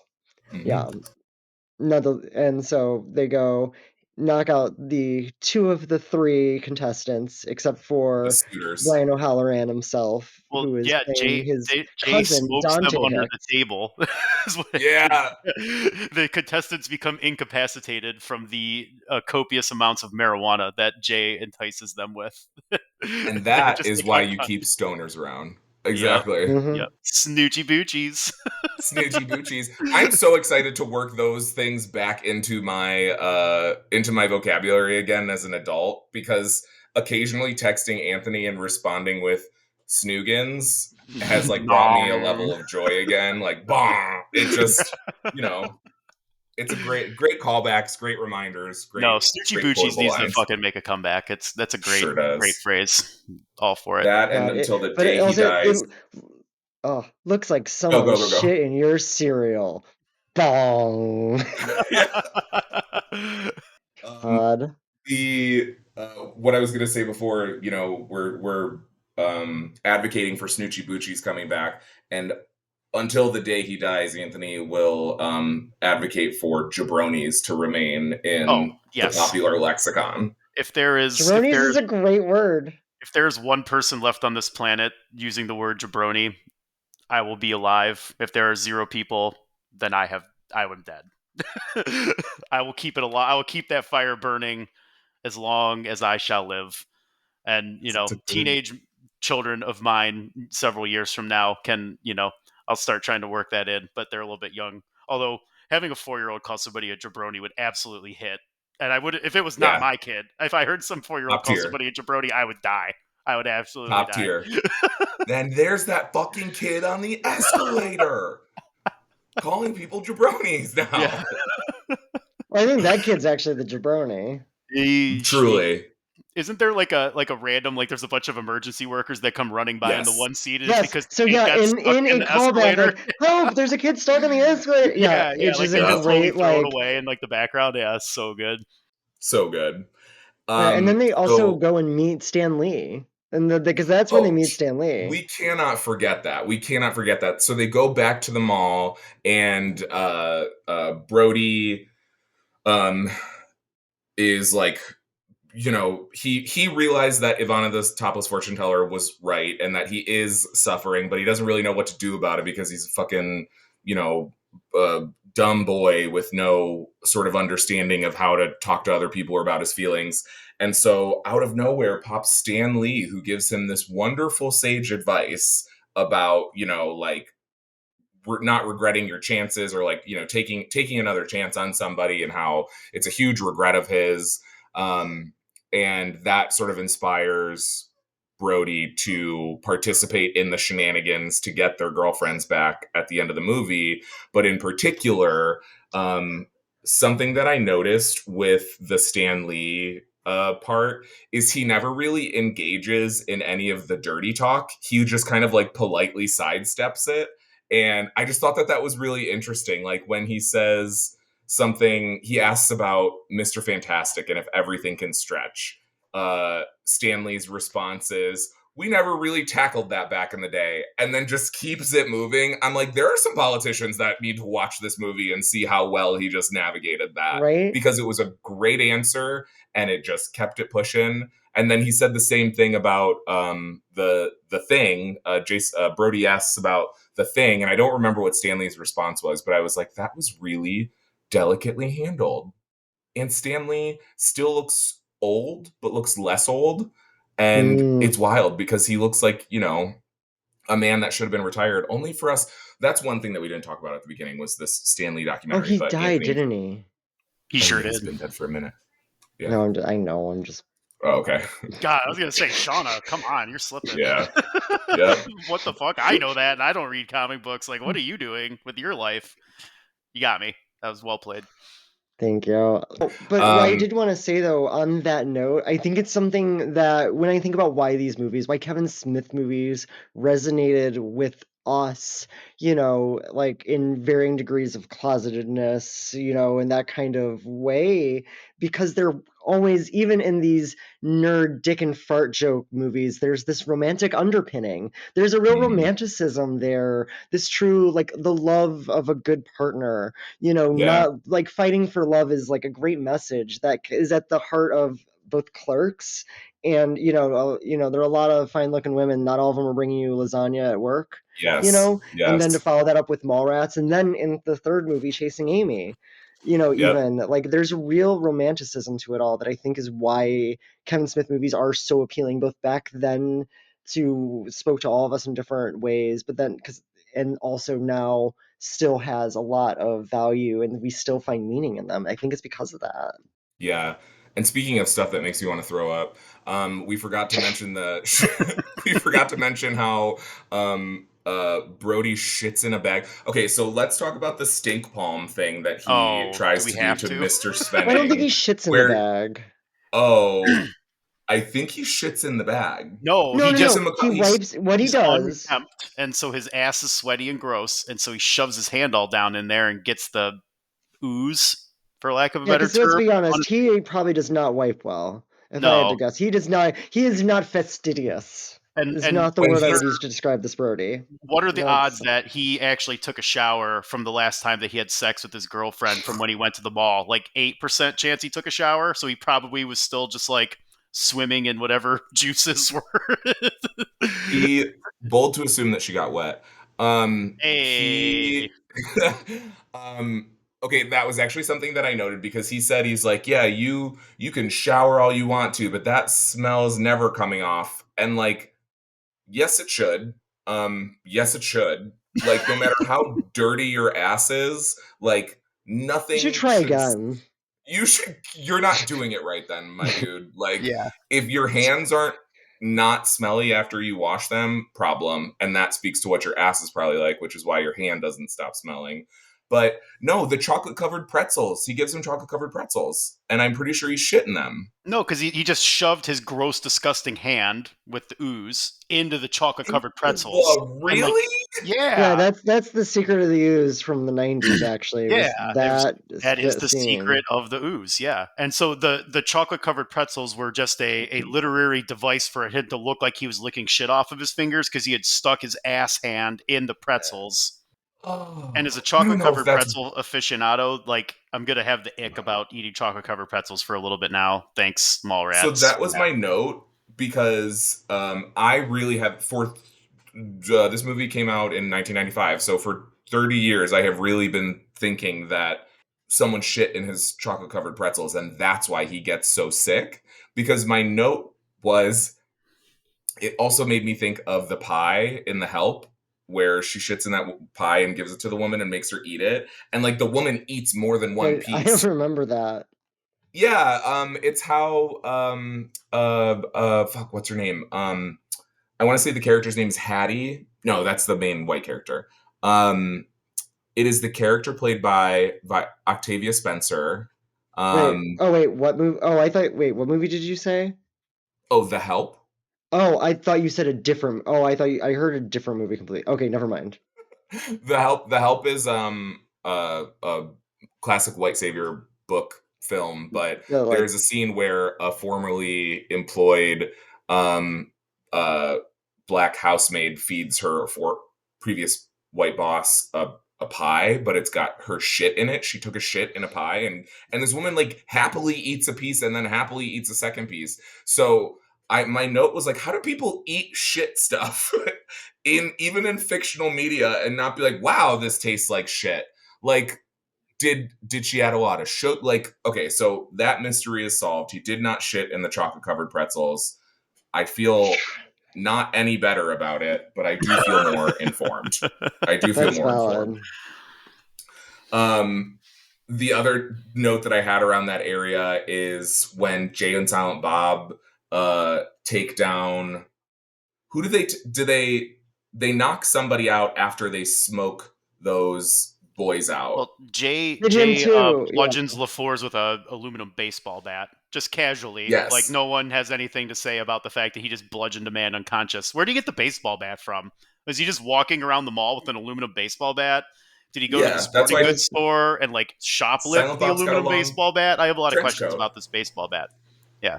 But after he hits LaFours over the head, he says kneel before Zod. And I was like, oh, it's so nice to finally understand that reference. Like, I didn't get it until, I watched it now as a bigger nerd. But yeah, so all this chaos transpires and they go onto the show. Here's Toad, everybody. They go onto the show. Yeah, give him a big kid. And really don't do anything that makes them worthwhile to get back with. I do not. He basically attacks Brandy for her choices and like airs all of their shit out. And then Jason Lee acts like a fucking turd. Brody acts like a turd. And Shannon Doherty's like, that's my turd. What? That part of the movie, I just wrote, these guys suck. Like, they're not good people. So I wrote this down, and I had a question I wanted to ask you guys about this movie, and I feel like this is a great segue. Yes. If this movie was made in 2025, Brody would just be an incel, right? And like this plot wouldn't even happen? Correct. He wouldn't have a girlfriend.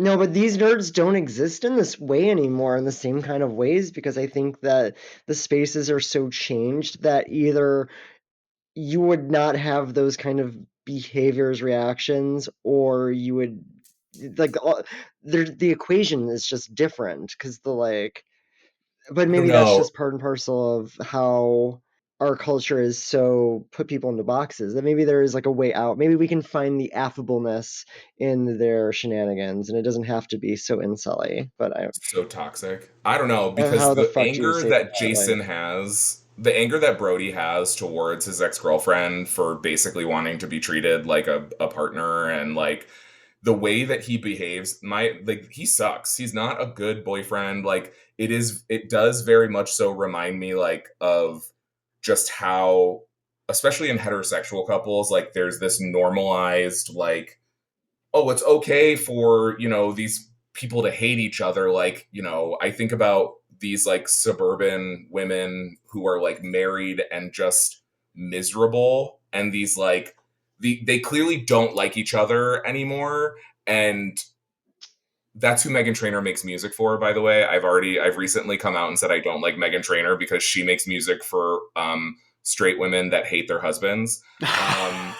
But so anyways, the thing that I was trying to get at around, like, being in the incel of it all, like, it felt very like this was kind of normalized in the 90s, or like prior to, sort of a maybe a larger social shift around how couples are supposed to treat each other. But Brody would have, like, a YouTube channel where he talks about the one girlfriend he's had and how it lasted, 3 weeks because he wouldn't wash his ass or take her in public in the daytime or at nighttime. But, like, he would totally be an incel. He would totally be an incel. That's the vibe that he gives in Mallrats. Okay. I thought Living so. in one's parents' basement has absolutely, like, it went from, not that it was ever endearing, but I think it went from this, like, oh, well, it's harmless, to a real negative in the next decade after this movie. Like, and especially, like, that is an interesting change, though. Brody would have an extensive posting history on 4chan. I think that's accurate to say. Yeah, like, that would definitely 100%. be like the vibe of that human being in, like, this era. He would be that guy for sure. Because a lot of because Pepe there are a saved on lot his of computer. there's like, strictly uses VPNs. Never gets on public Wi-Fi. Yeah. Never. He does remind me of, like, a specific archetype of men, of specifically straight men, and obviously, that archetype is kind of like incels, but, like, before, I don't know, maybe message boards, maybe, like, the ability to connect with other people who are also experiencing similar things, like, bred that incel culture of, like, oh, you experience this too, it must be the women that are the problem in this situation. But, like, the Brody TS dynamic, like, TS is at least, like, in a normal conflict with, in, like, a somewhat normal conflict with his girlfriend, and just handles it really poorly. Brody is wrong and stubborn and mean to her, and then, like, publicly airs all their shit too. So anyways, neither of them are good guys, and it's just wild that this worked. And it also kind of shows, like, the growth perhaps of Kevin Smith, that, like, he would have made them the romantic archetypes at a point. Like, I don't think Kevin Smith would highlight that type of behavior in movies or media now. Like, I don't think he would make them endearing the way that we were endeared to them before. Sure. I mean, yeah, he even went out of his way to have a specific scene where Gwen is talking to Brandy about how if she doesn't get her act together and get back together with TS, who's just such a super stud, like, maybe I'll go back after. You know what I mean? Like, oh, he's such a catch. You know what I mean? Such a catch. Is he, though? Is he really? Right? Like, right.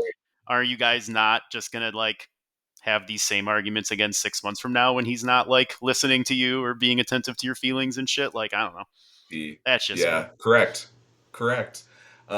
So, we do switch protagonists from Brody and TS in Mallrats into Jay and Silent Bob, where they are the sole protagonists. Well, they're not the sole protagonists, but they are the primary protagonists, and now step into the forefront. Which, for as much as I do have a lot of, like, love and nostalgia for Mallrats, Jay and Silent Bob, like, was next level, sort of. Like, I was older, I got the jokes more, I was in that, like, time of those jokes being very funny, like when fucking Chrissy or whatever farts at the end of that laser maze thing. Oh my God. That was like, oh my God, a hot girl farting, that's the funniest thing I've ever seen in my whole life. Like, that was peak cinema for that period. Chekhov's fart when he tells her at movies that if she eats that shit, it's gonna make her fart, and then she farts into.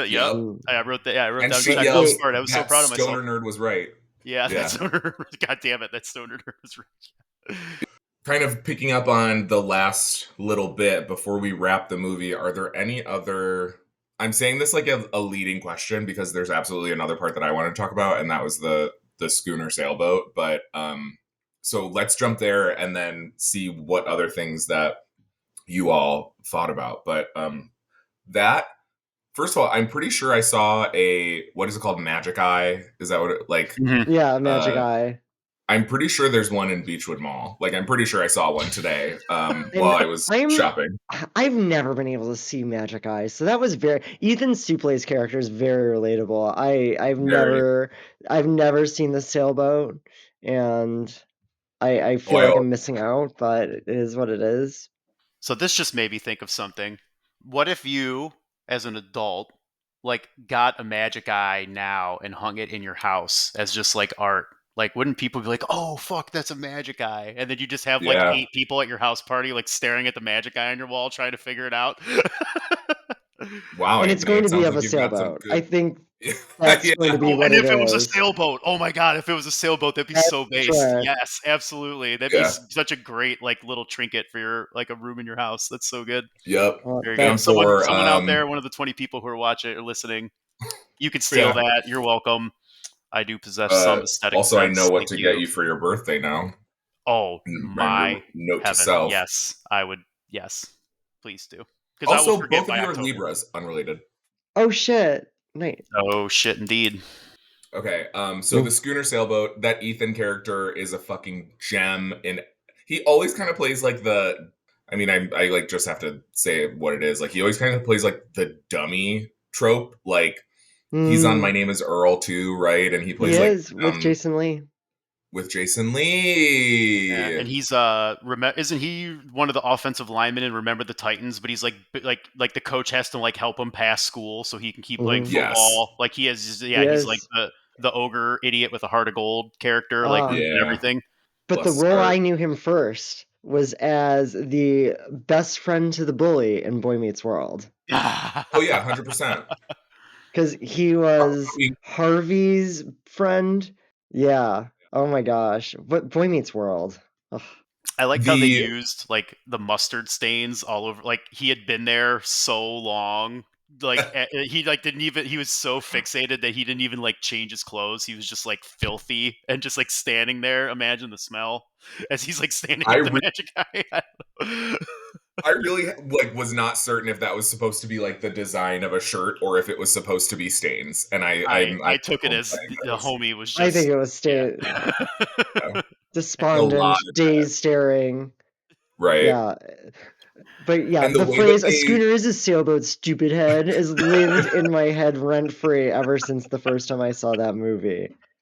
1000%. Also how I learned what a schooner is. I would never have any other understanding of the word schooner because, that nice young man told that character that a schooner is a sailboat. It's why I know callow means frightened and weak-willed, because that was one of my favorite parts. Oh, shit, that's true. She did call me callow, and then he thought that was a compliment. Yeah, that's really... I thought that was the one nice part of the letter. Hell yeah. I loved how they tied that to the using the Force thing with Silent Bob. Like, what a lovely little nod to, like, again, a part that was kind of prevalent in the movie earlier. Like, I love that kind of like self-referential humor. Like, obviously that one was pretty easily baked in, but like it's really funny that he gets to use the Jedi mind trick all because this disgruntled man couldn't see the fucking schooner in the Magic Eye. Like, hell yeah. The circle of life, baby. Yep, he didn't leave any loose ends. It was whatever he was smoking when he was writing that script, and he was like, "Oh, he can come fucking hit the the support for the stage and make him pull the Jedi mind trick off." Like, and then it leads to the Kevin Smith line, the one Silent Bob line of the episode of adventure, excitement. A Jedi craves not these things. Nails it. Sorry. No, it's just so good. I really love, like, Kevin Smith is Kevin Smith is a handsome man. Seeing him as an adult in my 30s and realize they had to like style him to be kind of unattractive, like I think Kevin Smith in his early 20s is a hottie. I've always also been like weirdly attracted to Jay too, but I think that's just that's just something for me to work through. But Silent Bob is, or Kevin Smith specifically is, I've always thought he was a hunk. Does Jay just radiate "I can fix him" energy for you, Ryan? Probably. Wow, Anthony, right for my fucking throat on my podcast? Hey Wow. man, if you're gonna invite people with this kind of history, you gotta be ready to play these kind of fucking games, my friend. Like, here we are. And you best not miss. And that hit. Wow. My cheeks are actually turning red because that was such a good fucking read. That was such a good fucking read too. Yeah, of course. I can tolerate that behavior and definitely improve it.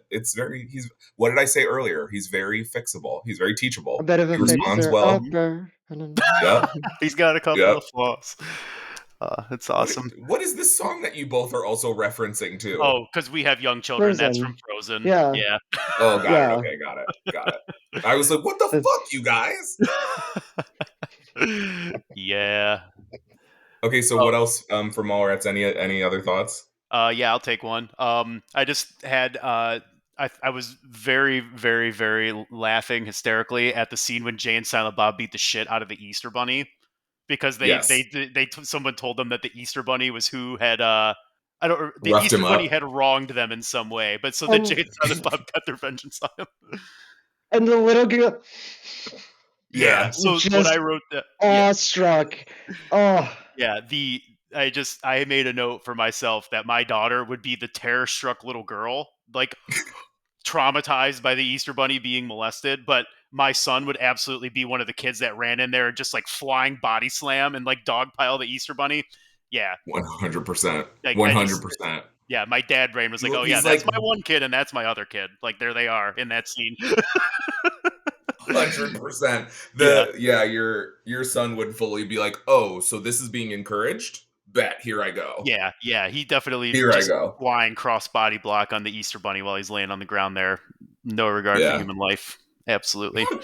Well, so I think because somehow these shenanigans lead to them getting back together with the girls. Yes. Because, of course they did. And, we find out, TS's big plan, he's going to propose when Jaws pops out of the water. And I mean, you know what? That is real romantic. You know what? Credit where credit's due. I'm like, good. You've got a plan and you can do worse with it. Then, you know what? Even this plan was bad, but having a plan is better than no plan at all. True. And the thing that I think is kind of, and maybe there's more. So we learn that plan at the beginning of the movie, but he never tells Brandy that. He only tells Brody that.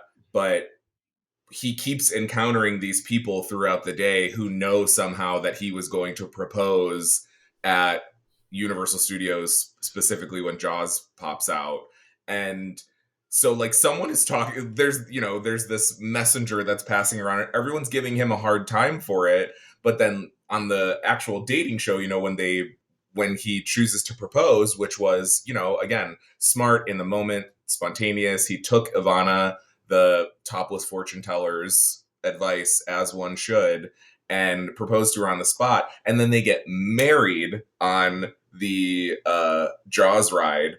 And when I was watching it back, like there's a bunch that I had just forgotten about when they show them at the end standing there, like, the kiss the bride moment. I was like, it struck me like 1 second before the Jaws, before Jaws pops out, that like, oh my God, they were getting married on the Jaws thing. And then Jaws popped out. It was a really good, like, I'm so glad that I forgot about that moment until just that point. Cause it's a great little button on it. Yeah. And I love the flash forward too, where, Brody's hosting the Tonight Show because he is very funny in an irreverent way. And I'm like, you know what? That's fair. Good for you. And, the song Suzanne by Weezer's playing, I love as a big Guns N' Roses fan in high school, I love where they name drop Izzy Slash and Axl Rose. When you call, I put them all When on did they hold. drop that? It's a line in Suzanne. Even Izzy Slash and Axl Rose. When you call, I put them all on hold. Yeah. Yep.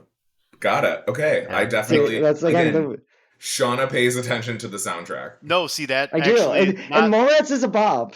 Like, it's a yeah, heck of a soundtrack. it Silverchair. is. No, I made a note. It was actually during Jay and Silent Bob, but it is absolutely applicable to every Kevin Smith movie. His taste in like his music and when he needle drops things just kills it. It's Yeah. Absolutely. very very very uh while I was rewatching them this week, like I had a whole different appreciation for just how good the music in the movies are. And like when he needle drops shit, I'm like, yeah, I get it. I'm super into it. So I'm glad you Absolutely. saw that. You noticed that as well, Shauna. Yeah. There was perhaps because none of those songs were of my oeuvre, I didn't have the appropriate appreciation for them. Yeah, any last minute any other thoughts on the movies? On Well, Mallrats specifically? just as we see Jay and Silent Bob carrying out the, orangutan named Suzanne at the end of the movie, we are going to carry forth our momentum from this episode into our next episode, where we too, as we go off into the sunset, we are then going to then be seen later in Jay and Silent Bob Strikes Back. So, and Correct. who is Jay and who is Silent Bob and who is Suzanne in this trio here? Anthony, I hate that you said that because I was already thinking it in my head, and then of course I was like, well, Sean is Jay because long hair, and you're Silent Bob because you're Silent Bob. Yeah. I'm not going to be the monkey. That's too racially charged. Yeah, that's why I asked. I was like, we can't just do that to Ryan because we need to be like culturally sensitive and like not awful, I'm and not so gonna we be the can't do that to monkey. Ryan. Yeah, I'll be No. Yeah, Suzanne. like a Brody. You're a Brody who doesn't suck. I think that's the Sure. answer. Is Yeah, the in sure. the I'm as not the the, no actual one's the but monkey. well, no, yeah, I think let's just go ahead and safely say Yeah. that. Yeah. Yeah, the like Except though, I think really in theory, when I like think about it in a giggly way, like Anthony and I have always kind of been like Jay and Silent Bob. Like I was kind of the louder of, well, no, not volume wise. Anthony has always been like louder than me, but as loud as me. Accurate. But like of the two of us socially, I think, I was a little more, so he was never like the quiet one, but of those two archetypes, I definitely think I'm Jay, Anthony is Silent Bob, so Shauna, you're Suzanne. Ryan warms up to strangers faster than I do. So there are certain social situations where I am the Silent Bob kind of reading things out before I get in, and Ryan's just like, hey, what's the fuck's up? Like, charisma, let's be friends. And so uniqueness, nerve, and also in my past heftier years when I definitely had more of the body type of a Silent Bob, like Lunchbox, tons of fun, very routine nicknames that my friends. Lunchbox was a nickname for a while. Like Jake Harrigal, like even like into our 20s would call me Lunchbox and tons of fun routinely. So now I'm in better shape than him. So bag of dicks, Jake. There we go. I am also a hot nerd. I was just a nerd. Now I am a hot nerd. So there you go. Kevin Smith is also super trim now too. So he is. Yeah, good. Yeah, he looks great. I'm happy for him. Yeah, so we're gonna pick up Jay and Silent Bob Strike Back in part 2 of our Jay and Silent Bob themed episodes in the View Askewniverse. Who knew that we would have literally so much shit to talk about these movies? You guys brought a certified yapper on your podcast, and then you were shocked that it was an hour and 45 minutes just talking about one movie. I mean, here we are. I'm proud. Kevin Smith speaks to monologues. It's kind of it's part and parcel. It's like such a good take, Shauna. Well done. I was talking about it. There is a drag queen on Drag Race this season named Susie Toot, who I don't particularly like. I don't like her drag. Notoriously my favorite. I don't particularly like her drag because I think it's bad. But I also find her to be irritating because she is quite self-important, and I have to only be able to acknowledge that I am very much like I'm annoyed by her because I would probably be perceived by her, but as the same way as her. Just like I said, this script is verbose, and obviously, it takes one to know when you fucking yapper. So on that note, let's get to these final parts of the episode, which are some of our favorite questions. The first of which being, who is the hottest character in Mallrats? And this is actually a hard one, because we have had some ones where it was like not hard. This is actually kind of hard. Yeah, because Shauna Shannon first. Doherty's hot as hell. I will always have a very soft spot and a real attraction to Joey Lauren Adams. I think she is just, I mean, and let's be honest, we get to see, like, again, when you think of like, the things you get to see her, like, oh my gosh, like that was like one of those like moments that like I remember like seeing on AOL, like waiting for it to load, like what, like that, like one of the, like, God, that's dating myself in all sorts of ways, but yeah, like but that was the kind of like the back then internet, teenagers to see some titties on the internet. Now it's like boom, instant. You had to wait for that shit to load. Yeah. Oh yeah. I was just thinking, imagine waiting for one single picture to load. Just one picture. Now I'm like, a website takes more than 30 seconds to load all of its content, and I'm like, what the fuck? And now there's just gooning, which is in many ways just waiting to load. Shut up! You are fucking wild. Oh my god. Can we like soundboard in some air horns right now? Yeah. Wait, I think I could do at least. Wait. Yeah, that's the line of the episode. We've arrived. Oh man, I haven't been using this. This is our 18th episode of this show, and I have yet to use. Yeah, you have a soundboard. So oh no, dude, you have great good with that soundboard and great evil. Like you hold the power. Yeah. Pandora's box has been opened. Oh man, it's an Anthony, who sounds came out. Anthony, who do you think is the hottest person in Shauna stole my thunder. It was not hard for me. Gwyn, final answer. Next question. Yeah. Smoke show. Super. I mean, super no notes. Hottie. Yeah. My Shannon Doherty is. I've been in love with Shannon Doherty since I was a kid. Like, I'm obsessed with her. I'm obsessed with her in this movie. I'm obsessed with her specifically. Actually, no, all of her outfits are cute. Like the way that her little boots scoot out of the window when she's sneaking out of Brody's basement room. But at the end, when she becomes the lead of the band for the Tonight Show alongside Brody, she's wearing this like oversized black suit jacket with like a black bandeau top. And I didn't notice it until just this previous viewing. She's wearing like a super long skirt with like a huge slit up the side, and you can see her leg. You want to talk about no notes? I love you want to talk about no notes, Miss Doherty? Let the girls breathe. Let the girls breathe. Justice for Shannon Doherty. R.I.P. Shannon Doherty. We miss you. Okay. And anything nerdy that we're looking forward to? What are we hype about? Actually, while we were on break, Shauna and I were nerding out about the pending early access release of Slay the Spire 2. So nerds out there, if you respect any of Shauna or mine's opinions on anything, especially related to gaming, go buy yourself Slay the Spire 1 right the fuck now. You can get it on your phone. It's on every console. You have no excuses.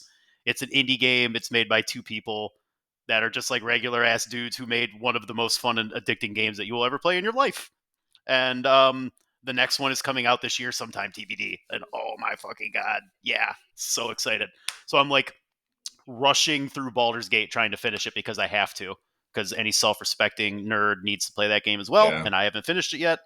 But I'm trying to plow through it and get my Baldur's Gate out of my system, because once Slay the Spire 2 comes out, I'm not leaving the house. It's going to be a struggle for real.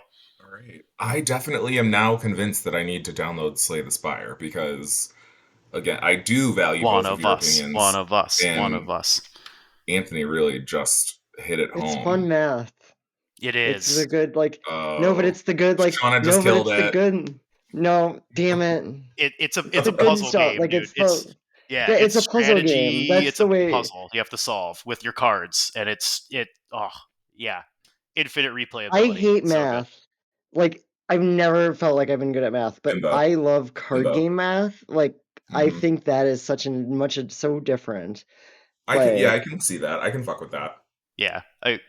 So nerds out there, you're welcome.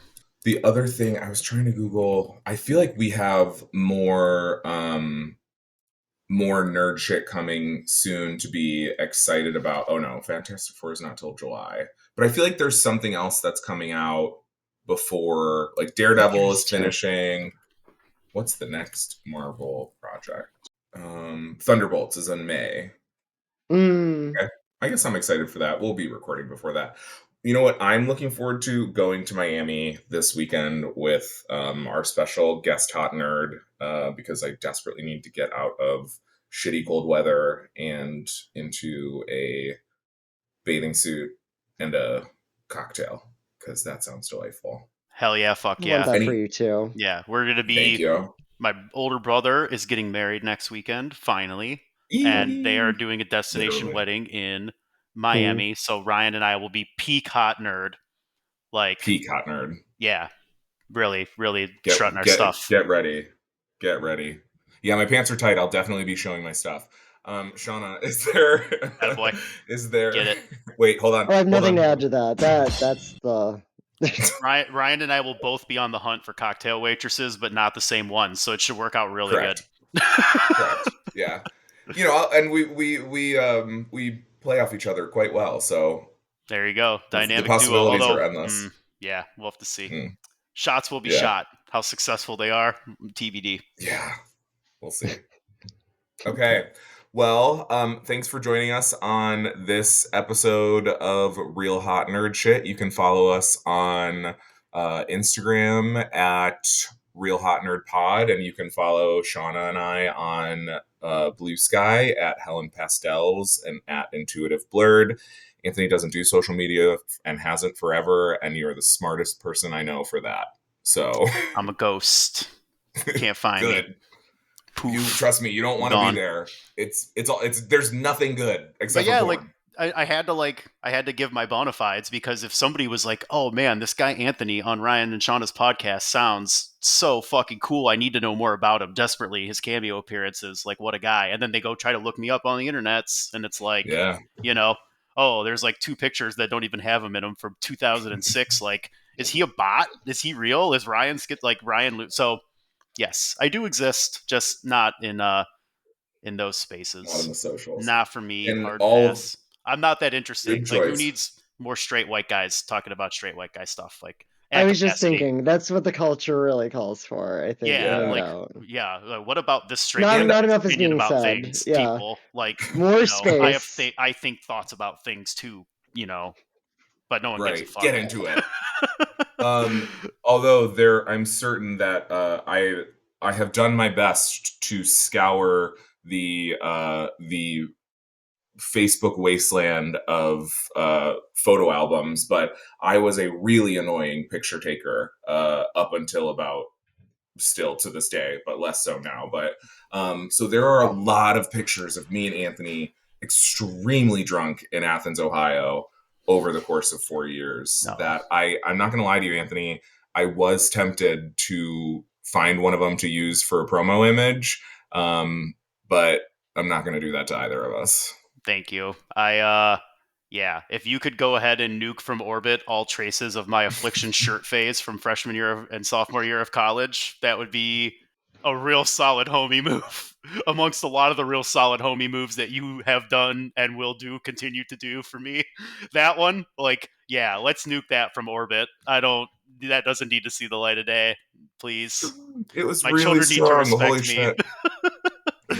Yeah. And that I know.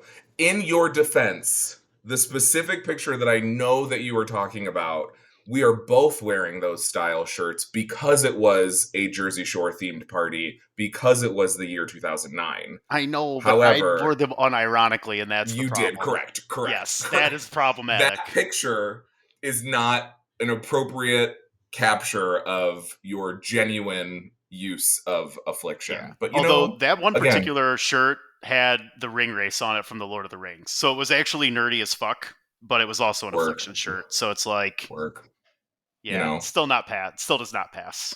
It does not pass. That's all right. There's plenty of time. All right, gang. Thanks so much for joining us. We will see you in part 2. Peace out.